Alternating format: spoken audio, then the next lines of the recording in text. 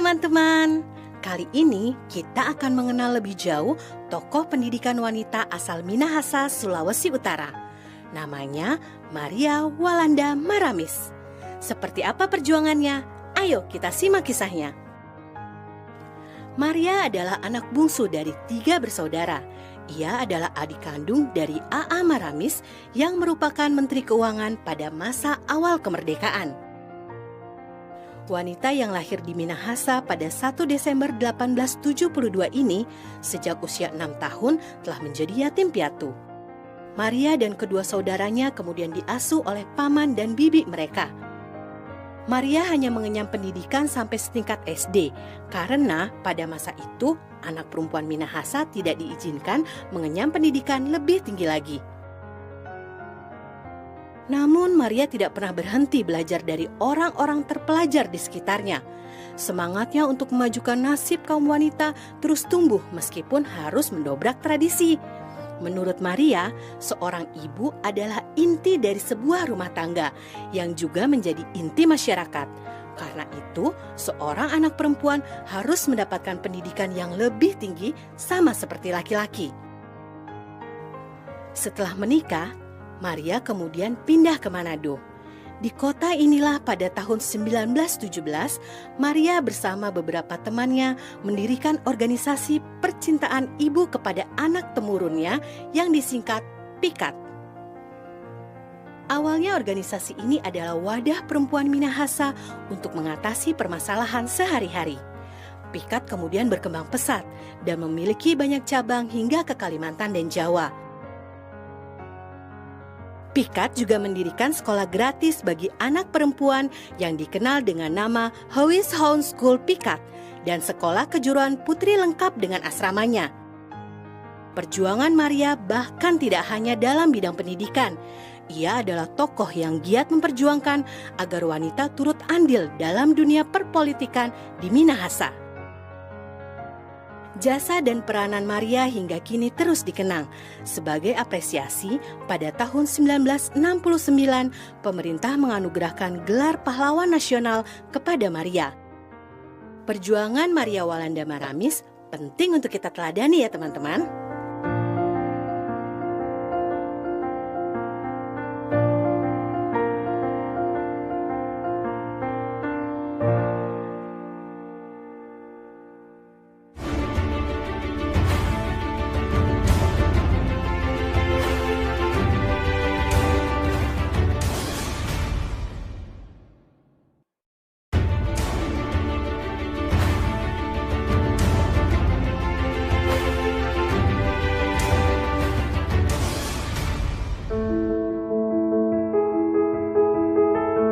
Hai teman-teman, Indonesia adalah negara maritim terbesar di dunia.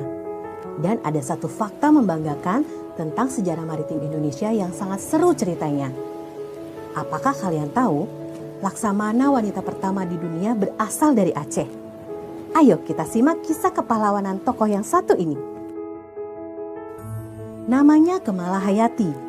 Ia adalah pemimpin armada laut kerajaan Aceh di masa pemerintahan Sultan Al-Mukamil yang memerintah pada akhir abad ke-16. Sebelum menjadi Laksamana, Kemala Hayati dipercaya memimpin armada Inong Bale yang legendaris. Pasukan ini terdiri atas wanita-wanita janda yang suaminya gugur dalam pertempuran melawan Portugis. Sebagai titik pertahanan strategis, didirikan benteng yang dikenal dengan nama Kuta Inang Bale. Hingga kini, kita bisa melihat bukti fisiknya di Teluk Krueng Raya dekat pelabuhan Malahayati di Aceh. Kemala Hayati diangkat sebagai Laksamana karena ketangguhan dan kesuksesannya dalam memimpin armada Inong Bale. Sebagai seorang Laksamana, Kemala Hayati bertugas memimpin armada laut, mengawasi pelabuhan, dan mengawal diplomasi kerajaan Aceh dengan bangsa Eropa. Seorang nahkoda kapal Belanda mencatat, di bawah pimpinan Kemala Hayati, kekuatan armada laut kerajaan Aceh mencapai 100 kapal perang. Kapal-kapal itu bisa dinaiki 400 sampai 500 penumpang. Luar biasa bukan? Saat Belanda datang ke Aceh pada tahun 1599 di bawah Cornelis de Houtman dan hendak memonopoli perdagangan, Kemala Hayati tampil memimpin pasukan dan bertempur dengan berani. Kemala Hayati bersama pasukannya berhasil meluluh lantakkan pasukan Belanda dan membunuh Cornelis de Houtman. Itulah salah satu kisah perjuangan Kemala Hayati. Sebagai apresiasi, pemerintah Republik Indonesia mengabadikan namanya pada sebuah kapal perang, yaitu KRI Malahayati. Dan pada tahun 2017, pemerintah resmi mengangkat Kemala Hayati sebagai pahlawan nasional. Sampai jumpa di cerita seru sejarah Indonesia lainnya, teman-teman.